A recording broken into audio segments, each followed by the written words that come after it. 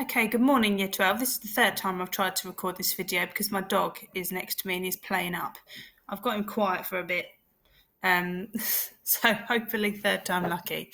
So today we're going to do work on part 3.3. I don't know why I've put 5.3. It's 3.3 about cumulative frequency, and it's based on exercise 3C, okay, from the representing data chapter. So you draw cumulative frequency diagrams when you can't find the exact data values of the median and the quartiles or the percentiles or the deciles or whatever. So you draw a cumulative frequency diagram to help estimate those values.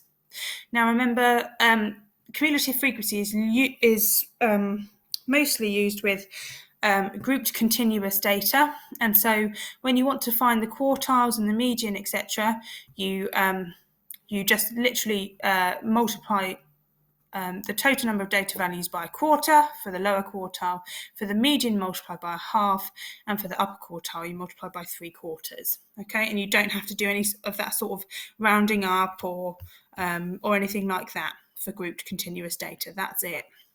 So let's have a look at the example from the textbook. So the table shows the heights in meters of 80 giraffes. So you know that your cumulative frequency has to add up to 80 when you finally do it.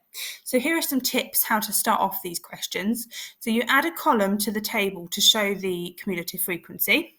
And so if I reveal that now, I'll show you that that's the cumulative frequency of the frequencies. And then you'll see that when we first have to start plotting and drawing the cumulative frequency diagram, the lowest possible value of the height of the giraffes, of the 80 giraffes that were recorded, was 4.6 meters. So that's your lowest possible value, and that's the value that you're always going to start with on your x-axis. And you're going to plot 4.60 because that's the lowest possible value. So you plot each point using the upper class boundary. So to plot 4, you would plot it at 4.84. To plot 5.0, you would plot 5.011. For 5.2, 5.226, and so on. Now, hopefully I'm going to show this to you on the next page here. I have drawn my own table here. I suggest you do the same. So you use the same kind of dimensions that I've used. So I've used a square for each tenth on the x-axis, and that tends to work quite well for when you need to estimate. Okay, so for the first thing I wanted to do, I wanted to say that the lowest possible value was 4.6, and so I'm going to go to 4.6 and plot 4.60. Okay. The next point I'm going to plot is 4.84. So I go along to 4.8 and I go up to approximately 4. Okay. Next one, 5.0 and 11. So 5.0 up to 11. Okay, next one, 5.2 up to 26.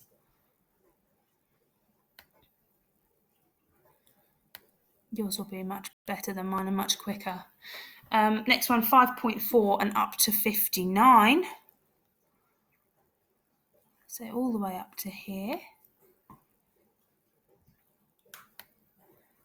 Okay, about there. And then 5.6, 76. About here.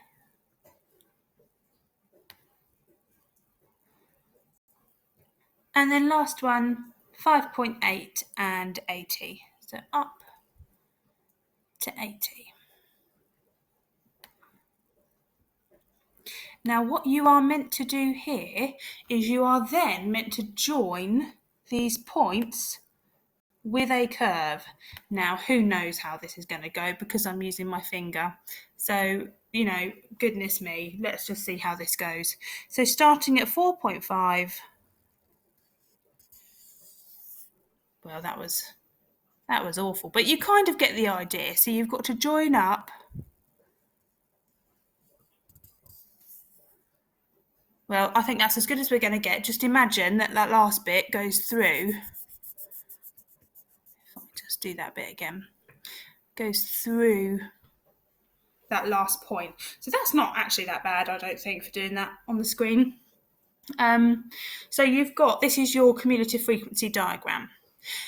And so once you've done that, you can start estimating points on the graph, okay? So estimate the median height of the giraffes. Well, the median height here would be the 40th data point. So a half times 80, which is the total number of data points, the 40th data point. What you would do is you'd go back to your cumulative frequency diagram, you get your ruler and your pencil, and you draw a line from 40 across to your curve, and then you would draw another line going down once you've managed to do that. So a lot across to your curve,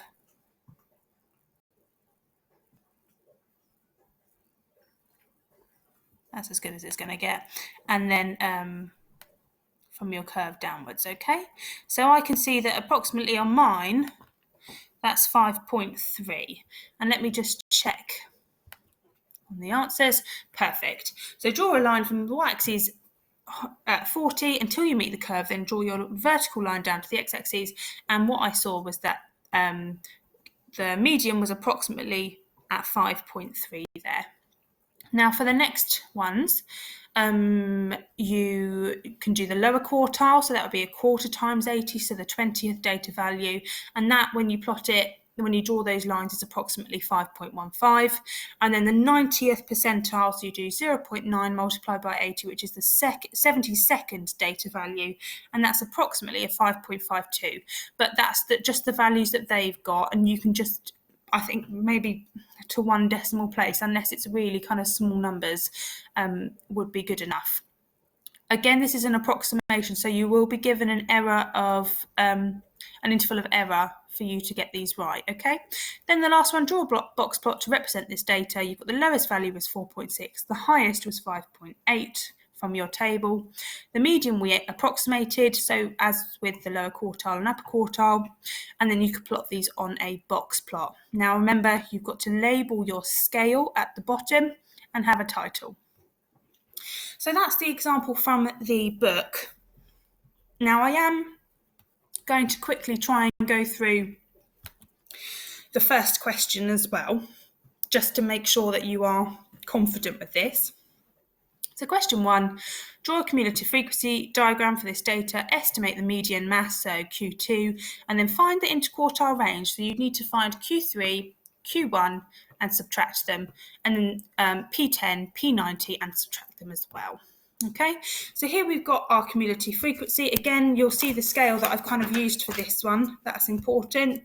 It's important you do think about the scale at the bottom, because you don't want it to be hard to use when you come to approximating, okay? So for this first one, the lowest possible value, if we look at here, we can do our cumulative frequency, so that would be 7, 25,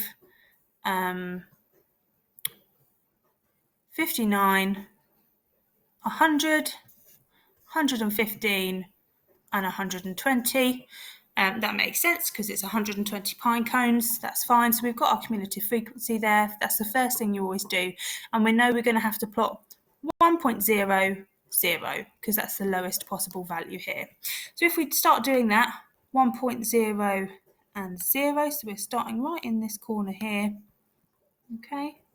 Next one would be 1.27. So across to 1.2 up to approximately 7. We get the idea. You can skip forward on this video if you want to, because it's taken me a while. 1.4 and up to 25.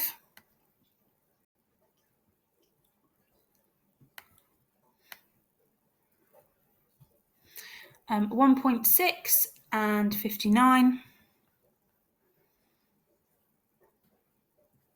Really near 60.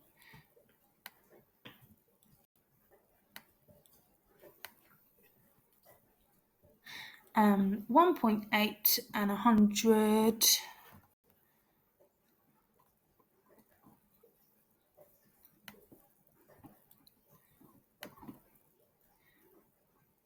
.0 and 115.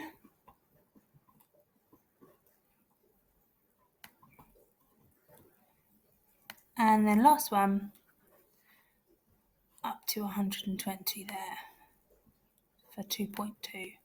Okay, perfect. Now remember what you need to do here. You need to be really careful with your pencil, and you need to do a smooth curve going through all of these. You have to do a smooth curve. I'm just going to try.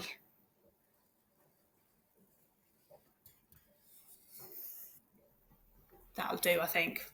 That'll do, even though the first bit's a bit dodgy. Once you've got that smooth curve, you've got the kind of basis to start your approximations. Okay, so the first one has asked you to do, the first question has asked you to find the median mass. And the median we know would be half of 120, which would be the 60th data value. So we can draw a line across from 60 to your curve and go down. So it's approximately 1.6. Yeah.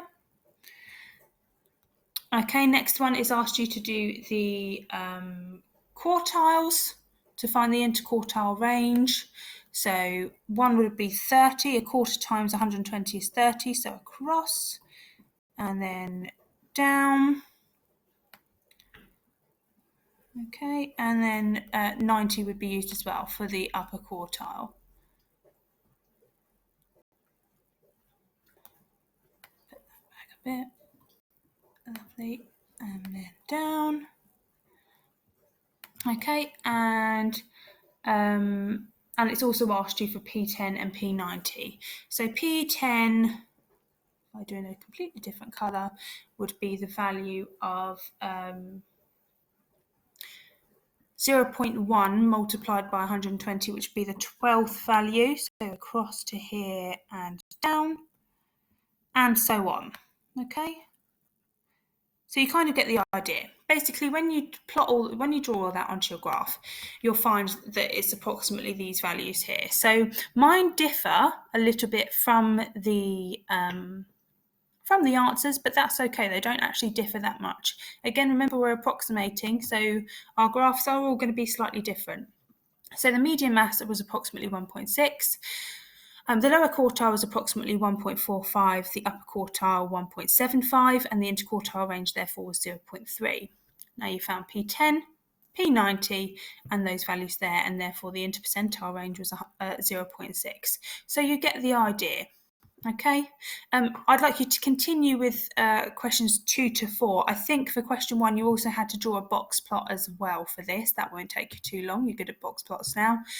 So continue with questions 2 to 4 and remember to ask me if you need any help. I'm sorry, if I had my own little pen I'd be able to probably do a much better job, but as things go we're adapting, aren't we? Okay, remember, any questions, give me send me an email, and hope you're all well.